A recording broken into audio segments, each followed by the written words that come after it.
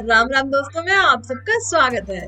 भाई साहब, आप सभी ने अपने आसपास उन मौका परस्त लोगों को देखा होगा जो दो लोगों के बीच झगड़ा करवा कर अपना उल्लू सीधा करते हैं। बाद में जब कान के कच्चे व्यक्ति को पता चलता है तब तक बहुत देर हो चुकी होती है, क्योंकि तब तक वह अपने एक सच्चे हितैषी को खो देता है।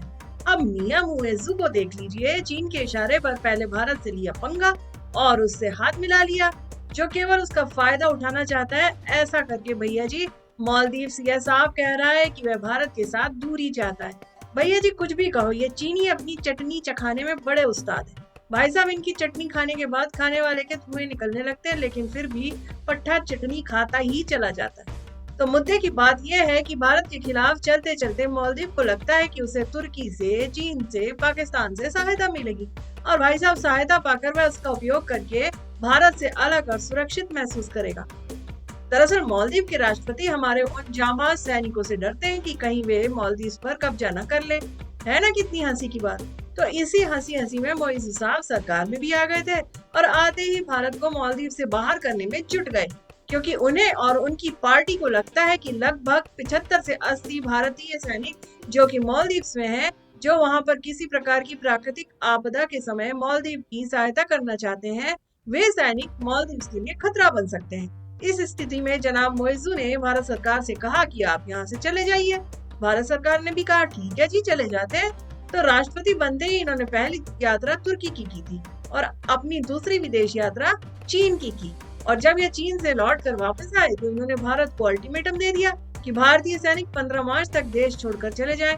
इन सारी बातों की चर्चा के बीच में मालदीव का तुर्की से ड्रोन खरीदने की सूचना भी आ गई है। तो अपने जिगरे में भी उबाल आ गया। लेकिन ठंडक तो तब पड़ी जब जयशंकर साहब की इस पर प्रतिक्रिया सुनी। आप भी सुनना चाहेंगे तो बने रहिए अंत तक। तो भाई साहब, चीनी दवाई चाट कर लौटे मुइज्जू ने मालदीव वापस आते ही कहा, हम छोटे हैं तो इसका मतलब यह नहीं कि आप हमें दबा दीजिएगा।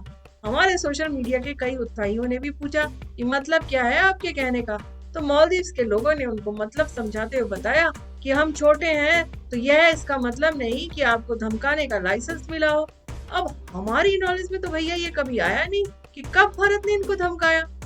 खैर भैया जी, सोशल मीडिया की बातें हैं, हम मुद्दे की बात करते हैं कि मियां मुइज्जू ने भारतीय सैनिकों को 15 मार्च तक हटने का अल्टीमेटम दे दिया। तो भारत के डिप्लोमेट्स जाकर इनसे मिले थे। यहाँ से आपके लिए कुछ तस्वीरें निकल कर आती है, जिसमें कि आप देखेंगे कि भारत के जो हाई कमिश्नर मालदीव में तैनात है वे जाकर वहाँ उनसे मिले। इसी बीच में एक और खबर निकल कर आई कि मालदीव तुर्की से अपने लिए ड्रोन परचेज कर रहा है। भैया जी, अगर ये ड्रोन केवल ड्रोन होता तो शायद भारत बर्दाश्त कर लेता, लेकिन यह है किलर ड्रोन। तुर्की का खतरनाक ड्रोन। इस ड्रोन का इस्तेमाल कई जंगों में हो चुका है और ड्रोन की वैल्यू है लगभग 37 मिलियन यूएस डॉलर। इस ड्रोन के जरिए मालदीव स्पेशल इकोनॉमिक वाटर इलाके में गश्त करेगा। बताया जा रहा है कि यह काम इन्होंने भारत को आउट करने के लिए अपने देश में एक अल्टरनेट विकसित करने के लिए किया है। भारत से जो इन्हें मदद मिल रही थी उसे ना लेते हुए आत्मनिर्भर होते हुए वह अपने देश की सुरक्षा कर सके।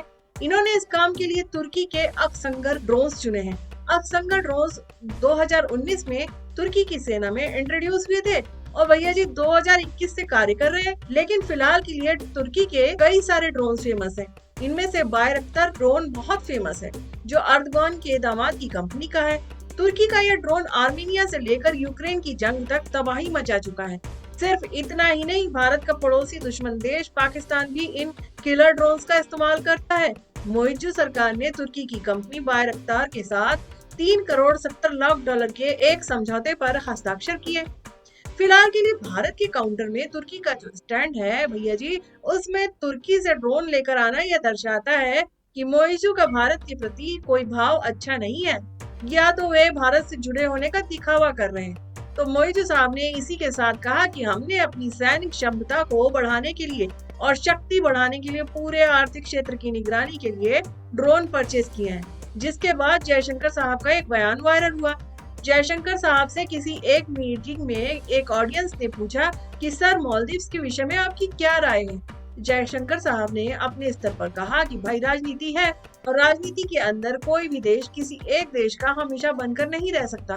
समय के साथ चीजें बदलती हैं और जब चीजें आगे पीछे चलती रहती हैं तो कुल मिलाकर हर देश को अपने हितों के ख्याल रखने की आजादी है और ऐसी स्थिति में दो तरफा मतलब निकलते हैं कि भारत को कभी लगेगा कि अगर मालदीव्स की उसे सहायता करनी चाहिए या नहीं करनी चाहिए, तो यह हमारा अपना विषय होगा और इसे हम अब और भी बेहतर तरीके से निपट लेंगे। तो उम्मीद है आप सभी साथियों को यह जानकारी अच्छी लगी होगी। पसंद आई है तो इसे अपने सभी साथियों के साथ साझा कर सकते हैं और चैनल पर नए हो तो सब्सक्राइब कीजिए, बेल आइकन बटन दबाइए। तो ऐसे ही और जानकारी के लिए मैं फिर हाजिर होती हूँ। तब तक के लिए राम राम दोस्तों।